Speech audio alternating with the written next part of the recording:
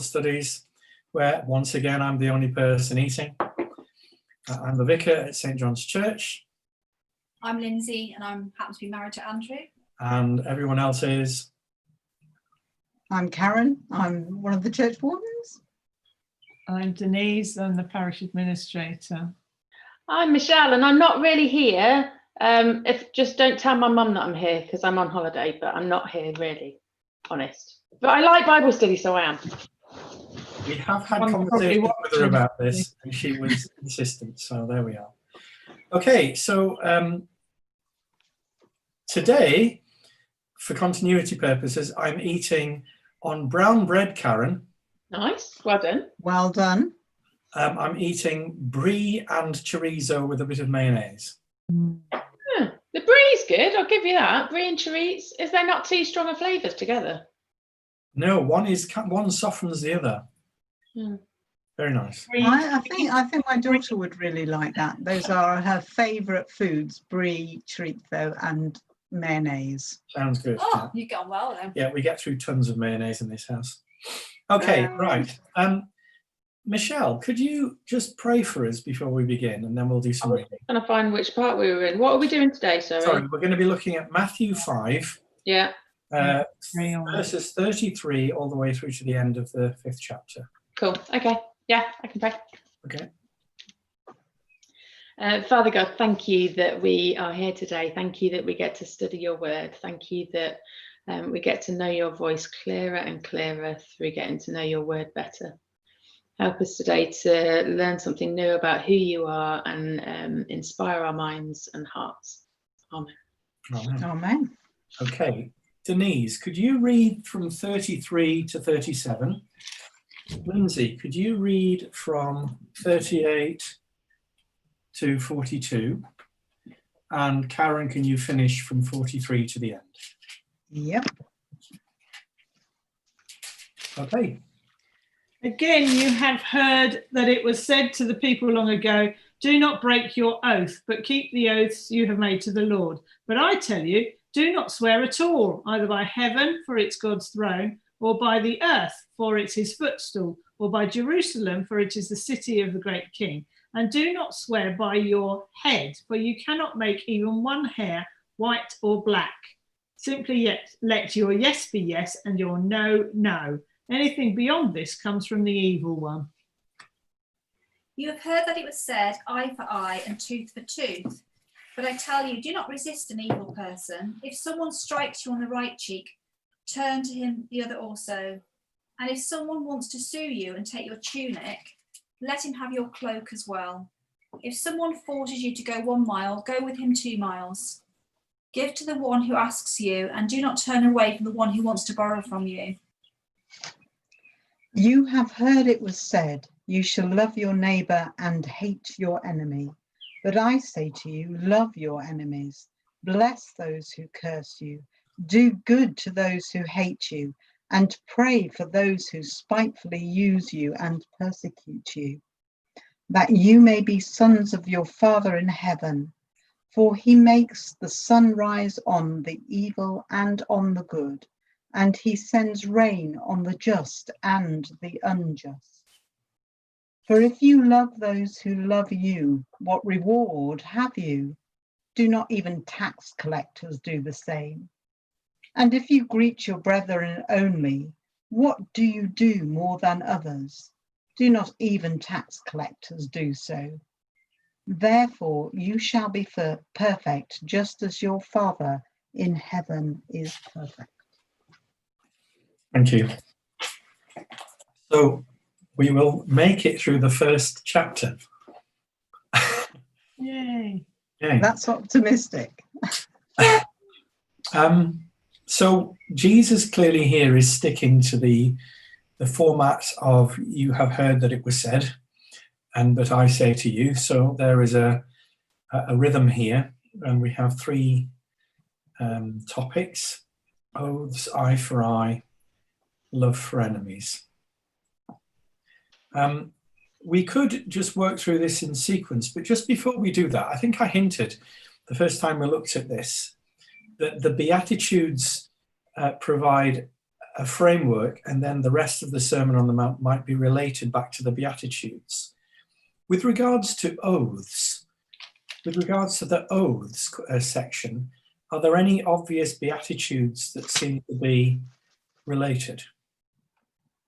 Hang on, let's whiz through them again. So, blessed are the poor in spirit, for theirs is the kingdom of heaven. Blessed are those who mourn, for they will be comforted. Blessed are the meek, for they will inherit the earth. Blessed are those who hunger and thirst for righteousness, for they will be filled. Blessed are the merciful, for they will be shown mercy. Blessed are the pure in heart, for they will see God. Blessed are the peacemakers, for they will be called sons of God. Blessed are those who are persecuted because of righteousness, for theirs is the kingdom of heaven. Blessed are you when people insult you, persecute you, and falsely say all kinds of evil against you because of me. Okay. Does any of that connect at all, or am I just making up links that aren't there? The blessed are you who are insulted, persecuted, blah, blah, blah, relates to the bit of the second bit of, well, verses 40 and 41. So if someone wants to sue you and take your tunic, let him have your cloak as well. Okay, right. So go the extra mile and all that sort of thing, because there's another verse that says that it's like heaping burning coals on their head if you carry on loving them. And I was listening to Ravi Zacharias recently, who was talking about, there was a lecturer at a college, and an atheist stood up and said to him in the lecture, I can't believe your God because your God says you've got to turn the other cheek and you can't live like that. And to cut a long story short, he came up and slapped him in the face.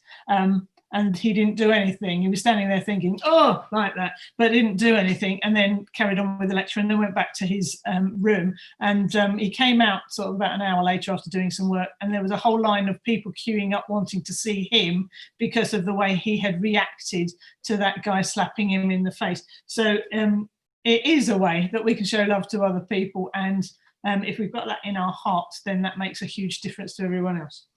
Thank you, Denise. That's very helpful. Let's stay with the first section on oaths then. So would you say that the peacemakers one is? Because surely the people who were making the laws were making peace between people that were arguing. Yeah. Meaning like treaties? Well, meaning like surely the people who deal with laws, like if someone's broken something like a law of some sort, then it will have gone to the courts. So the people who were sorting that out are peacemakers. I suppose, yeah. I think that does have a relationship, yeah. Yeah. I mean, do we make oaths these days? Do people, what is an equivalent for us these days? Do we say oaths? We say promise, I suppose. It all goes back to covenant, doesn't it? I was reading up on this as well, and it said a definition of an oath is putting a curse on oneself if what is asserted is not true, or if a promise is not kept. So if I don't do this, then you can do whatever you like to me. Yeah. Sort of thing. Yeah, but it's a probably serious thing, a serious promise. Serious thing, yeah. But it probably relates to like the 10 Commandments, doesn't it? So it says, you shall not take the name of the Lord in vain. Right. Yeah. So is that the same thing? I think so. I mean, Jesus seems to be describing people adding weight to what they are saying with additional oomph, like, I promise you in the name of Jerusalem or something. Yeah. Or because I'm an Israelite, you can trust me. Or may the walls fall down on me if I don't keep my word. And it's like, he seems to be saying, why are you doing that? Why are you adding? Why can you not just say yes and no? Teens do that. Or it's like saying your promise isn't good enough, isn't it? You've got to give it an added value. So why isn't our word good enough in the first place? Okay. Why do we have to swear as well to it? It's like we say to somebody, do you really promise? And somebody will say back to us, I swear. It's like we haven't believed that when they've said they promised to do something or whatever, we don't believe that fully. So they have to put another layer of, well, yeah, because I swear. I mean, just So- to set this in immediate context, we've recently had, in the political realm, Dominic Cummings was obliged to sit in the garden and make it all clear. And, you know, it was all spelled out. It was all like, look, everybody. And I suppose one of the thoughts in my mind, and the beatitude that I think links to this, is blessed are the pure in heart. A pure in heart person just says, what you see is what you get. When I say yes, I mean yes. When I say no, I mean no. And the fact that we might have to add is a picture of what other people think of us and perhaps what we think of ourselves as well. It's to do with integrity. It's to do with straightforwardness. Yeah. Yeah, I mean, Andy Collins is commenting on YouTube, and he's put swear down is the new parlance of our time, especially among young people. We still swear oaths to promote or encourage trust in our undertakings. And pinky promise is a thing that a lot of people will say between each other, especially young people. I suppose, and some of the dangers of that, thinking of young people or even others, you can make binding commitments because of a gesture or a phrase that you didn't really mean, or you shouldn't have done. You know, it should be soberly done or not done at all. Yeah. You know, when we pronounce people getting married, we say you should enter into marriage cautiously, thoughtfully, reverently, not quickly. So when oaths are made even in a wedding, it's like, do not do this easily. So we do make oaths. It doesn't say, well, it doesn't mean don't make any oaths, because Paul used to call people to witness that he was telling the truth and all that sort of thing. So that's a sort of oath, isn't it? Or calling on an oath, because he's got witnesses to testify to it. So lots of people did make an oath. In the Old Testament, the oath was linked to the covenants, wasn't it? So God promised Abraham, Isaac, Jacob, all sorts of things, and God's promises work, but our promises might not work. So I suppose that's why they're saying in the name of God Almighty. And there's a bit in Matthew 23 about the Pharisees making oaths by the temple and various other, but not the gift on the altar and all that sort of thing. Oh, yeah. So they're being hypocritical about it. And he wants us, just to be straight down the line. James 5:12 also quotes, don't swear, not by heaven or by earth or by anything else. Let your yes be yes, no be no, or you will be condemned. Because we've got to be straight up. What people see is what they get. Yeah. How do you feel about that? Are you oath makers? No. Well, my kids used to say, do you promise, mummy, and all that sort of thing, and I wouldn't, because I might not be able to do something. So no, I don't promise. I'm just saying I will try and do whatever. Yeah, but I don't like going back on something that I've said that I'll do. I really don't. It's if I say I'm going to do something, I do it. I don't not do it unless there's a major reason why. So you would say you're a person whose yes is yes. Yeah, very definitely. But And are the you kids as know good? that. My kids know that. My kids know that if I've said that they can't do something, then it's going to be no matter what. Doesn't matter how many times they whinge or moan or beg or plead or anything else. If I've said it's not going to happen, it's not going to happen. So your no is your no as well. Very much so. Yeah, my kids know that about me. In verse 36, entertainingly these days, it says, and do not swear by your head, for you cannot make even one hair white or black. Okay. He's not talking about hair dye. Yeah, if only we could. Like, if I could make my hair not grey, that would be amazing. I'd save all the money on dye. I think he's talking about genetics, basically. He's saying, you are what you are. Don't make promises beyond what you are. You know? But people know where they are if you are what you. I've been watching a program. What was it called? Dogs Behaving Very Badly, and they have these out of control dogs. And then this guy called Graham Hall comes along and says, "Well, we just have to say no like that." And then the dog sits down and does exactly what he says. So if you have the authority and your yes is yes and your no is no, then people will know where they are. That's the thing. It's consistency, isn't it? Yeah. Like if you're consistent with people, if you always say no and always treat them in the same way, or always say yes, or they know that your yes means yes and your no means no, because that's what they get with you always. Is it something that you've grown into, or were you always like this? I don't know, you'll have to ask my mum. I'm too soft. I'm the opposite to Michelle. I'm an easy target. My kids knew that really. So I find I'm quite a. Although if I've promised to do something for a group, like an art group, or or I'm setting up for something, I always make sure that I think I want to. It's more honouring things, honouring what I'm doing. Especially if someone's paying me to do something, I'll actually make sure I don't ever use the excuse of, well, I'm not too well, or I'm not doing this, because I think that's not their problem. So I try to be, I don't know, be a good witness in terms of doing a good job for people and not using excuses. But that's not quite the same as saying yes and no. I'm a little bit. Maybe it's an inherited thing. Like my parents were very much down the line of yes or no, and that's it. There's no point in pestering and trying to get your way around them because it ain't going to happen. So maybe it's an inherited thing that's the way that I was parented, and so therefore it's the same way with me. But I don't know. I suppose Jesus does seem to be nudging us towards knowing ourselves and our circumstances well, rather than just being carried on a flow of activity.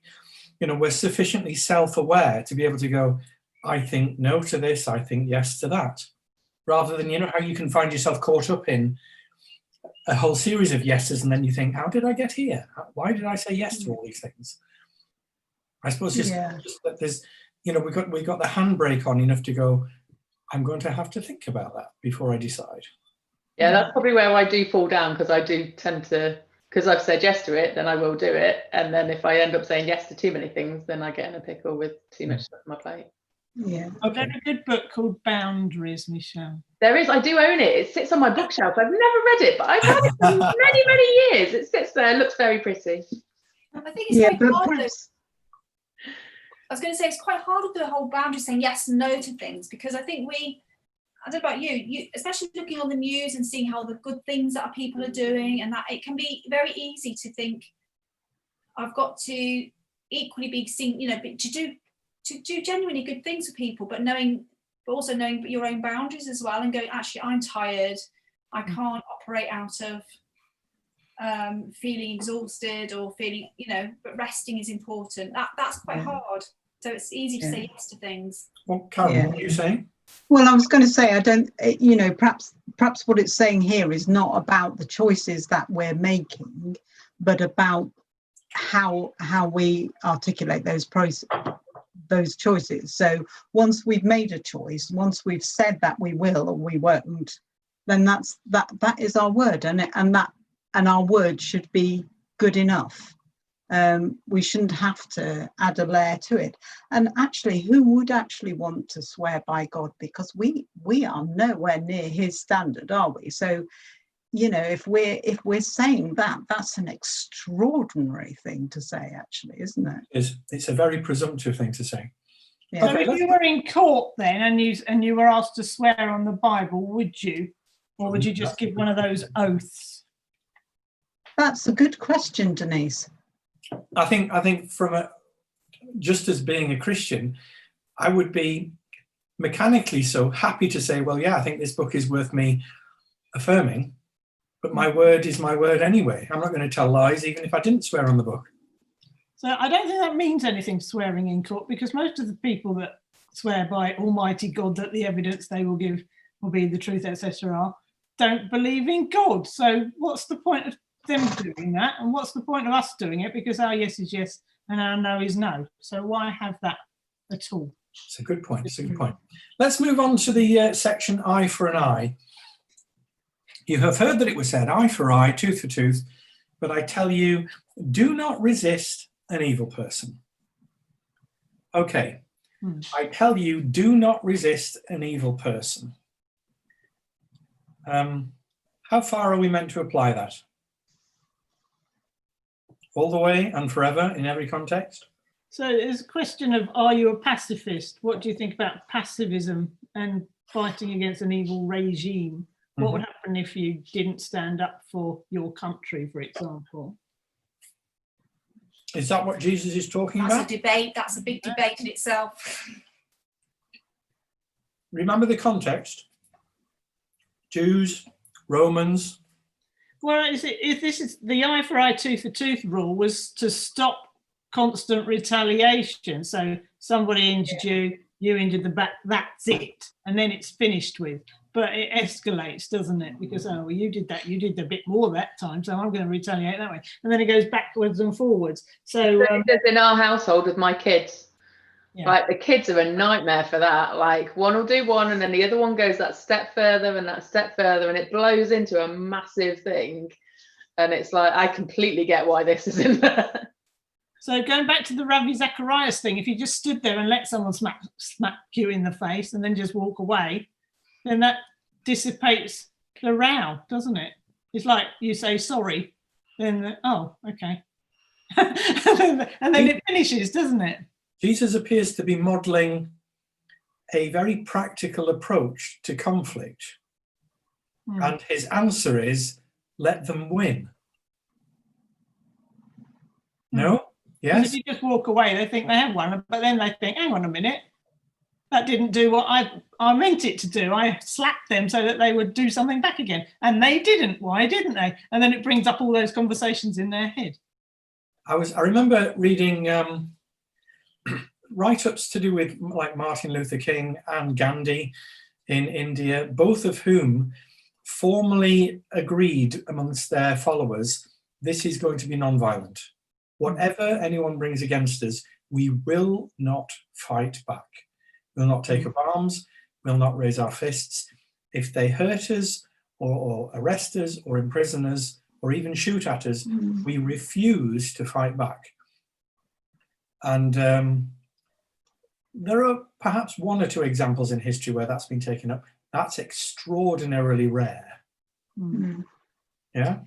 It's funny because so many people will go, oh, it says an eye for an eye, and they justify their actions. Actually, even today, they use the Old Testament, and it's I think very few people actually have picked up on what Jesus is, what the meaning of that was, and what Jesus is saying now. Which I think we think it sounds lovely, but we're very fortunate that we don't tend to have massive enemies. I don't know if we lived in other countries that are more war-torn, or if we've been under regimes that were very, very awful, whether we would like this verse. It's about saying forgiveness, isn't it? Well, instead of whacking them back, just forgive them. Yeah. God did for us. In fact, that's a relevant word for considering the last verse of this section 42. Give to the one who asks you, and do not turn away from the one who wants to borrow from you. That's forgive us our debtors. Yeah. That's actually saying I'm giving, and it's like I haven't given, it's yours, I don't expect it back. Now, why is Jesus telling us to do this? Why? Well, that's what he did for us. Does it work? Ultimately, yeah. It does. I think it takes the rug under somebody's feet. It almost takes the sting out of the anger, doesn't it? Because you can't. Fire breeds fire, doesn't it? It's like as you said, makes a bigger fire. But if you actually don't give it any oxygen, then you defeat it. You can't go anywhere. So it's, as you're right, it's how wars happen. If you start with one person, but you escalate that up, you end up with. Yeah, it just reminds me of the Northern Irish troubles, and what was that, Enniskillen or whatever it was, that guy saying he's forgiven them for murdering his daughter. And lots of acts like that ended to the troubles, because lots of people were forgiving. Yeah.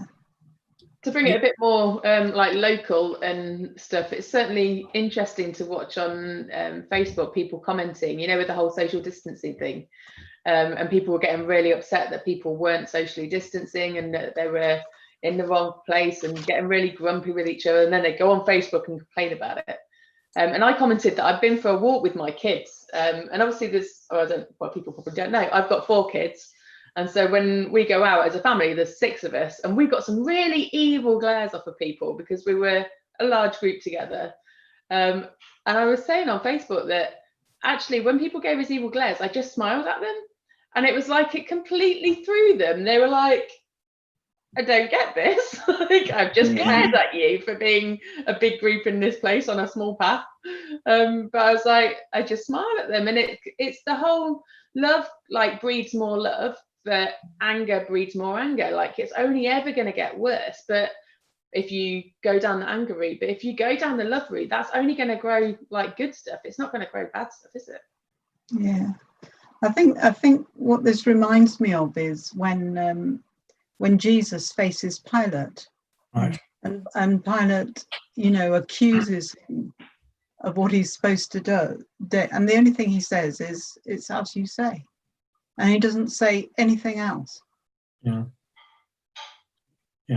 I'm fascinated by these commands of Jesus, because they're not principles or values to aspire to. They are things to do. You actually have to do them, and it's only by doing them that you even understand them. It's the experience of turning the other cheek. It's the experience of handing your possessions over and not expecting them back. And the thing that it makes me aware of is, if you go through that and you do it, it illustrates to yourself how much you're bothered about your possessions. It means how much to yourself, how much you're bothered about your reputation. All of these things, as you put them into practice, reveal who you are or not. Yeah. So it's a kind of like a living expression of who you really are, and it reveals who you are. And so if we back off from this, that reveals who we are. If we walk towards these practices and we do them, it reveals that something is going on. We're beginning to be a bit more like Jesus. But you have to practice them to know them, I think. I don't think you can review these teachings at a theoretical level. You have to live them, otherwise you won't get it. Yeah. And then they're not easy, because the human instinct is, if somebody does something to you, you want to retaliate. That's Absolutely. It's a human instinct. So it is about how our natures are changed, in a sense, isn't it? Yeah. And how our natures are changing. Yeah. Because if you think about it, just to give a specific example, in the Garden of Gethsemane, Peter pulls out his sword and cuts off the ear of and that's probably with good intent. But he was here for this sermon. Peter was here saying, hearing Jesus saying, "Do not resist the evil person." And Peter pulls his sword out, and Jesus says, "Put your sword away." In other words, Jesus is now going to demo, I'm not going to fight. I am not going to resist. Yeah. It's like Michelle was saying, maybe this does link back to the peacemakers. This is how we become peacemakers. Yeah. I think it may additionally link back to both peacemakers and blessed are the meek. Yeah. Meekness is not a virtue that is popular. We don't go, "Hey, I'm meek," do we? Well, we changed that word when we were talking about before to humility, didn't we? Yeah. And humble.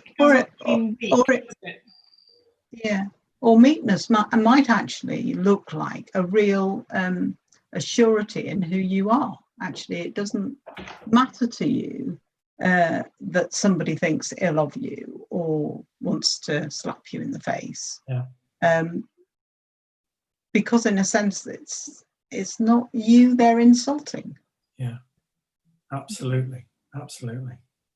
And if your identity is in God, then that's what matters, isn't it? It doesn't, it's not the end of the world if someone doesn't think the best of you 100% of the time. When you know that your identity is secure in who you are in God, then they can say what they want, because that's unchanging. It doesn't matter what you do, that's never going to change. Absolutely. I think that section relates very neatly to the next section. Michelle, can you read that out to us again from 43 to the end? Yep. Says, "You have heard that it was said, 'Love your neighbour and hate your enemy.'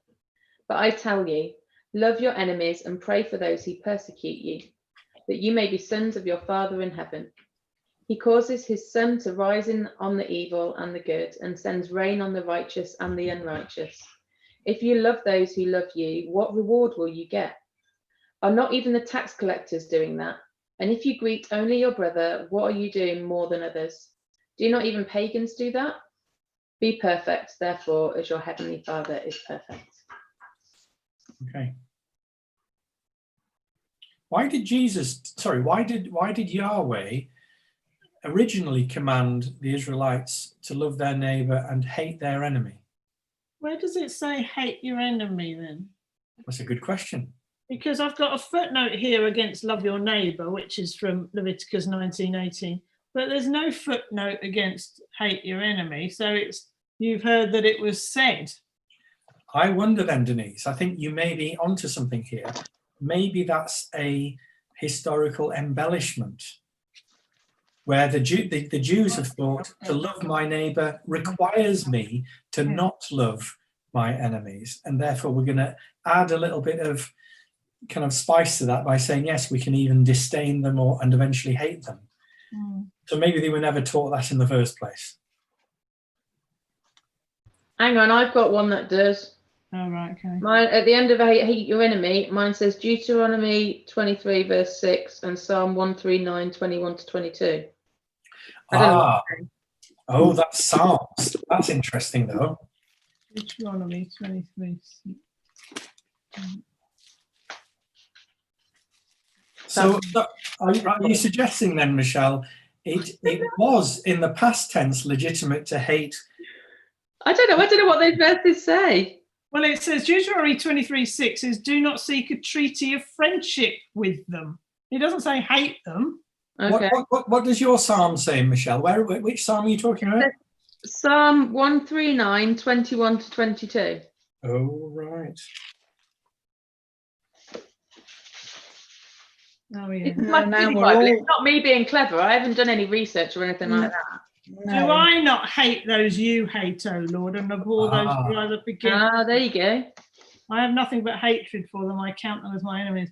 But then that's David having a bit of a rant, isn't it? I don't know. If only you would slay the wicked, O God. So are you suggesting that when David says it in a psalm, he's simply expressing feelings as opposed to teaching doctrine?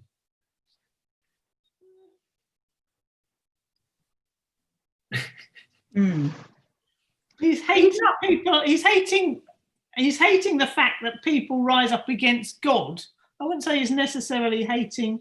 Well, it does say that he is. All right. It does. It does. I don't know what the Hebrew says. It says, do I not hate those who hate you, O Lord, and abhor those who rise up against you? I have nothing but hatred for them. I count them my enemies. So is that saying it's okay to have enemies as long as they're ones that are enemies of God? You seem to be applying it from our previous Bible study. That well, we do have enemies. Like his anger and all that kind of stuff. Maybe it is though. Maybe from that perspective, that's okay. I think this is the thing, though. I think we could possibly be angry at and hate bad things or bad principles or bad actions. I don't think we can hate people. So when David is saying it in the Psalms, he's operating according to the light that he is being given. In this instance now with Jesus teaching, Jesus is saying, actually, your Father in heaven sends the sun to rise on the evil and the good and sends the rain to fall on the righteous and the unrighteous. He's saying, look, you don't understand how God is towards all people.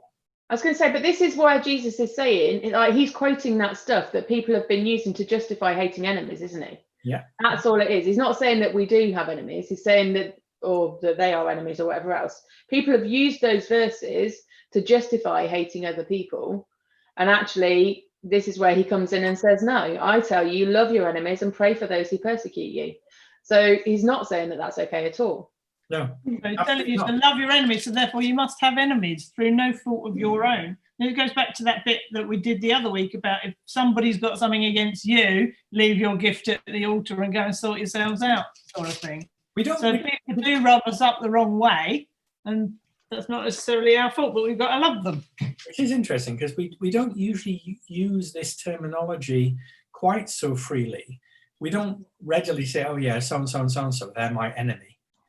It doesn't sort of like sit so easy on the tongue. But I think there are people in our lives and situations that have happened in our history where we would say, we fell out with them, they were bad to us, there was a problem. That's what an enemy is. And it's usually someone who has some kind of control or power over you or over some aspect of your life. which is obviously a reference towards the Romans in Jesus' immediate context.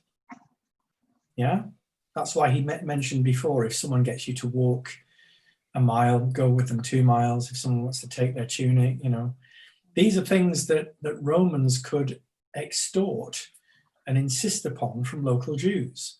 And Jesus is telling the local Jews who are oppressed by the Romans to love the Romans.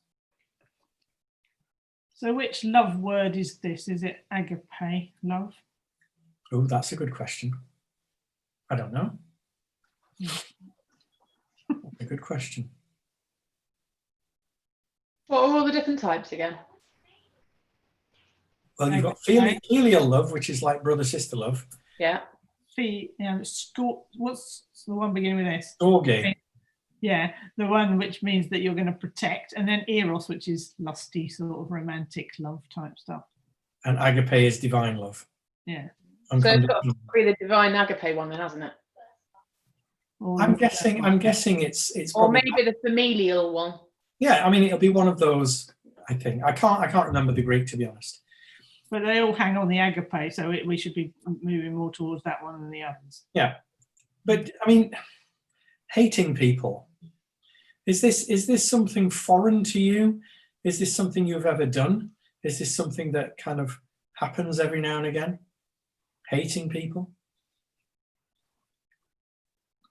I'm asking personal questions on live stream. Yeah, hate is quite a strong word, isn't it? But you do hear of stories where family members don't talk to each other for years. Yeah. I know it happened to a cousin of mine, and I can't understand that, because I don't feel that would be I would want to seek out why that person isn't speaking to me.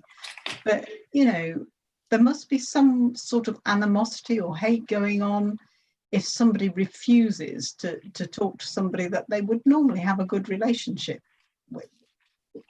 These things can grow like a bad seed as well, can't they? Because it can begin with a disagreement, and then if it festers, it can turn into a bitterness that's just an undercurrent between people. And if that bitterness has even more evidence to support it, it can turn into actual hate. I hate you. I wish you were dead. Hate is a very strong word, though, isn't it? I tell my young people and my kids that on a regular basis. Like, hate is a really strong word. Yeah. And I have to keep reminding them that it's like, and they go, oh no, I just don't like them very much, or oh, they're just frustrating me, or they're doing my head in, or whatever. But that's very different to hate, I think. I think you're right. And those things do need to be qualified. But nevertheless, Jesus is saying, those of you who do get to a place where you have enemies, don't hate them, love them. How hard is that? How hard is it to love someone who is your actual enemy? Well, does it link into what Denise was talking about, forgiveness? Yeah. Because she gave the example of the chap whose daughter was killed. Yeah. And he chose to forgive them. Well, you could say that most, people would say, well, that he would feel that person was an enemy to him, or he would express, just wouldn't want anything to do with him. But he chose to forgive him, and that's loving him, isn't it? It is. Loving I don't know if you've ever heard of I think it was one of the famous peace and reconciliation stories from South Africa. After apartheid was overthrown, there were various court cases where people who had abused the black community, particular people, were held up for scrutiny. And there was one guy who had systematically persecuted and killed and tortured certain black people. And he had killed a set of members of this particular family. It's horrible. They used to do necklacing, where they would put a tie around people's heads and set fire to it and they'd die. Horrible. And they did this in front of family members, so it's terrible. Anyway, there was a court case where the remaining mother, was in court facing the guy who was charged with multiple murders. And because it was peace and reconciliation talks, it wasn't like a normal court case. They actually invited her to speak after they'd heard all this evidence against this man who was clearly guilty of many, many atrocities to her family. And she spoke and she said, I have no husband, I have no son, I have no daughter now. But what I would like is for the man who has taken my family away to become my replacement son. I want to say that I forgive you because Jesus forgives you. And I want him to come and visit me, and I will treat you like my son because I have no son. And she walked across the courtroom and she put her arms around him and held him. And everybody broke out singing Amazing Grace when she did that. And you think, again, it's when it's lived that these commands come alive. You know, it's not just theory. That was a woman who, against every natural instinct, looked for grace and said, I'm going to treat him as a son. I mean, I remember hearing that for the first time and thought, I'm just going to cry. Yeah. You know? But there is something supernatural about that, isn't it? Yes, there is. It's beyond our human instinct. Yeah. You know, I heard a story of Corrie ten Boom, and she went to hear somebody speak and realised that it was a person who had persecuted her. Yeah. And she felt that she had to shake his hand, and everything in her couldn't. Yeah. But she knew with God that she could. Yeah. So I think there is something going back to our identity and who we are, that's really powerful in all of this, doesn't it? And enables us to act in what is a countercultural way, really. Absolutely. And the words of Amazing Grace are, so that is God's grace to us. So John Newton was a slave owner, and he was forgiven very much because God forgave him. And so that's how he became a Christian, because he realised how much the grace of God meant to him. So because if God forgives us, then we should forgive everybody else. Just hit my hand. And that's the thing with all of this, isn't it? Like, God is the source of love. The only reason we know what love is because God first loved us. Yeah. And Andy Collins again has made a really good comment on YouTube. He says, hate is the absence of love, just like dark is the absence of light. Yeah. Right. So if we, the only reason that we know love in it at all is because of God. Yeah, so the 1 John 4 thing, which tells us that God is love, then goes on to say, we love because he first loved us. If anyone says, I love God, yet hates his brother, he's a liar. For anyone who does not love his brother whom he has seen cannot love God whom he has not seen. And he has given us this command, whoever loves God must also love his brother. I'm fascinated by the gathering of the 12 disciples around Jesus, who are made up of fishermen, political zealots, and tax collectors. I mean, it's like, let's put a bunch of enemies in one room and say, be family. It's like a laboratory to find out if this is going to work in the real world. And so when Jesus is preaching this, he's saying, some of you people who I will be choosing soon are going to be actually putting this to practice. You know, Matthew, meet Peter. Peter, meet Matthew. Peter, you've been paying him all this time. Matthew, you need to start loving this guy instead of taxing this guy. So there's something about the actual outworking of it as part of being Jesus' community. I think this is one of the most radical things about Christianity, actually. I think we don't often think about it. I think a lot of us, living in your homes, you can retreat, you go to church, then you can retreat into your house. But actually, if we lived in community with each other, genuine community, or you've got to know our actual households, I think that's where you're going to find what we're really like. And I think even within our own church community, it's learning to love each other and allow ourselves to be seen as well. Because it's easy to be like a sort of a front, isn't it? And to be our nice front. Yeah. But it's a challenge, I think. Yeah. The bar continues to rise. Do not even the pagans do that. Be perfect, he finishes this chapter with. Because that's so easy. Be perfect, therefore, as your heavenly Father is perfect. God, we He's having a can't- laugh, isn't he? That's one of his little joke bits, isn't it? It's something to aim We're for. hoping that's one of his jokes. Michelle. I don't know if it is. I No, don't it know if probably isn't, but you can always hope.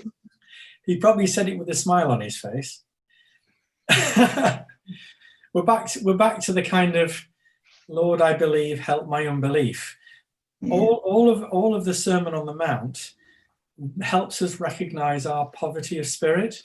We kind of go, I'm leaning in. Oh my gosh, I'm leaning out. I can't do that. It's also about fairness. I mean, everywhere you look, and justice, because people might look at this and go, "What about justice for this and justice?" And justice is obviously an important thing, and fairness. I mean, kids are like this, aren't they? He did that to me. That's not fair. And Yeah. it's almost like going beyond fair, isn't it? Oh yeah.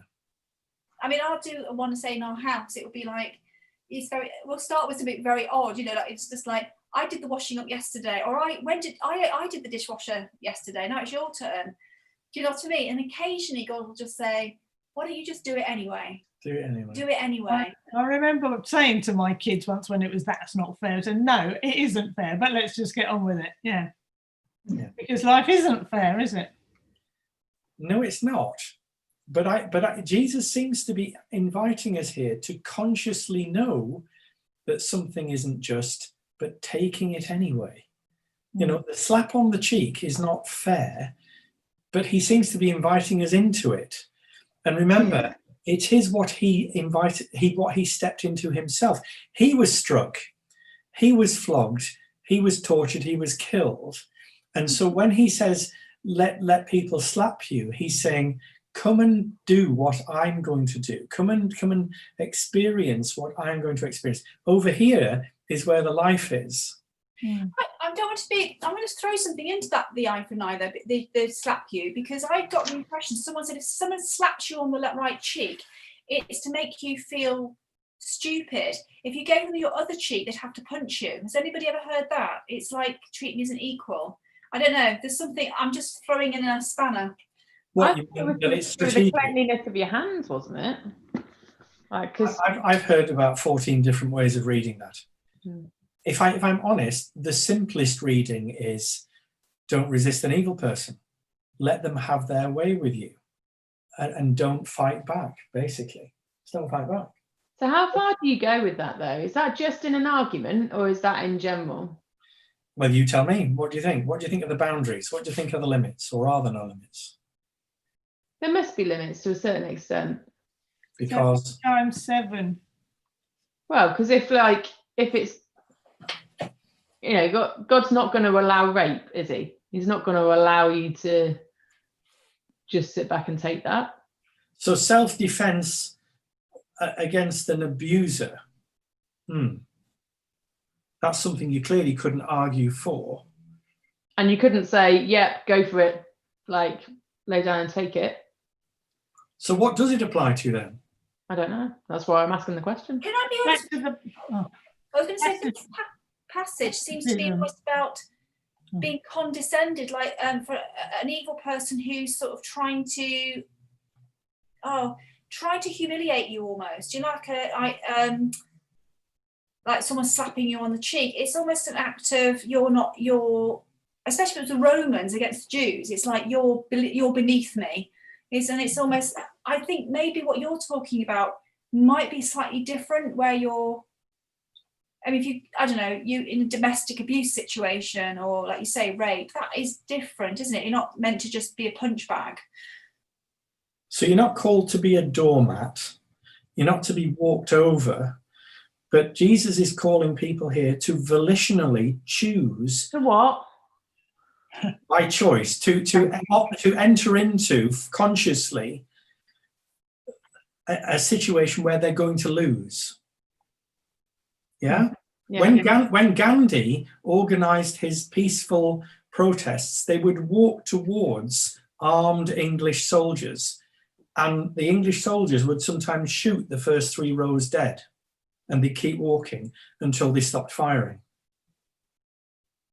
And eventually, the sheer socio-political horror of that led to the emancipation of India from England. So they laid down their lives. There's that question of pacifism again, though. Do you stand up for what is right in your country, like against a Nazi regime, or do you just let them walk all over you? Because we fought against them. I think it's important that if we fight against evil, an evil regime, isn't it? I think it's more complicated, because I think if you look at history, if I'm totally honest, if you dig deep, there's stuff that England could have done much earlier on and didn't. And I don't know. I've got all sorts of questions, but I mean, certainly, yeah, there are masses of complications when you come to questions around war, and there are various theological positions to do with whether you can have a just war or not. I think analysis of most wars are that there's some tarnished ethics on both sides usually. So I don't know if you can ever have a purely just war in our world. With regards to the Nazis, that was more clear cut, possibly, because Hitler was clearly oppressing vulnerable people and someone had to stand up. Tom Wright generally has the view that society needs to be policed.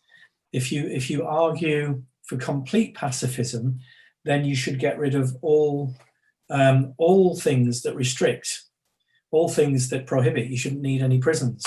Well, that would just lead to chaos and anarchy. Yeah, So Tom Wright tends to argue you need some, but the question is how much, and then back to the question how much. Sorry, how much? It's got to do with the way our society is structured. It's an autonomous society. I was listening to Ravi Zacharias again on this. So you've got three sorts of society. There's theocratic, which is God's in charge, and then heterocratic or whatever, which is the you're dictated to basically and told what to do. Well, there's autocratic when you can do what you like. But if I'm autocratic and you tell me what to do, then you're being heterocratic or whatever. So it doesn't really work. And it's because of the way society is organised, and we should really be going back to a theocracy, but we don't, because people don't want to know who God is. So all that is causing problems in our society. But we should be putting God first and listening to what he's saying, which is to love our enemies and to love each other. And then I suppose that's an important point. We can probably finish soon on this. Given that we live in a messy world where you get ethical vagaries and confusions, at a local level, we're going to have to choose moments where we live this out and see what happens. We're going to have to say, here, we're going to do this, or here, we're going to try that. Otherwise, we will justify eye for an eye again, you know? Yeah.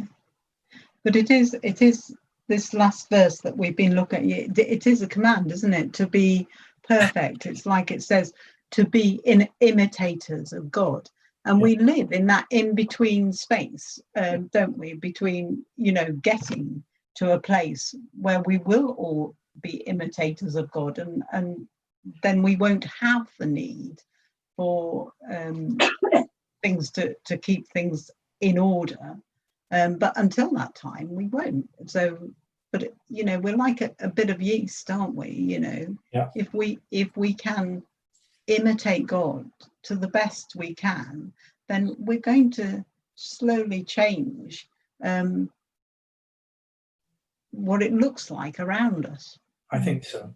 And it's just unusual that the means by which we change the world is offering a cheek.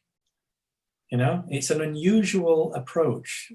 And yet Jesus seems to model it as the way. I mean, if we were to finish by saying Jesus' most powerful act was to give up power, Jesus' most extraordinary demonstration of love was to die, all of this chimes in, doesn't it? All of this is of the same cloth. This is how he lived out his teachings of the Sermon on the Mount. It makes us then, I think, then the challenge for us is that perhaps we haven't really grappled this, that actually to follow Jesus is going to include sacrifice. And I think that we're not used to that as a message. We're not used to the fact that to follow him is going to mean picking up our own crosses. Yeah, well, he says that in the bit before it, doesn't he? In the build up to that, he says, Blessed are you when people insult you, persecute you, and falsely say all kinds of evil against you because of me. Rejoice and be glad, because great is your reward in heaven, for in the same way they persecuted the prophets who were before you. So he's saying exactly that we are going to get persecuted, and that it is going to be difficult, and it's not an easy thing to do. And We're hoping to eternity, though, not just this life. So we will get our reward in heaven. And lots of people think that this is it, sort of thing. But we're looking beyond that to life eternal. Yeah. Okay, we have done nearly an hour, guys. It flies by, doesn't it? Cut and thrust. Have you finished your sandwich? Oh yeah, a long time ago.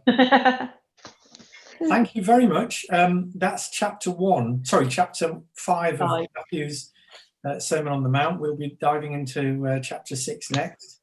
Karen, could you just pray for us that we would be perfect as our Heavenly Father is perfect? Father God, we just thank you for today, and we thank you for the things that you have spoken to us through this word. We thank you that we are indwelled by your spirit, and when we are called to be imitators of you, then we don't have to do that in our own strength, because you are with us and within us. Thank you, Lord Jesus. Amen. Amen. Okay, so we'll finish there and we'll see you next week. Thank you. I'm going to say bye-bye. Bye. Bye. Like University Challenge, we're all waving.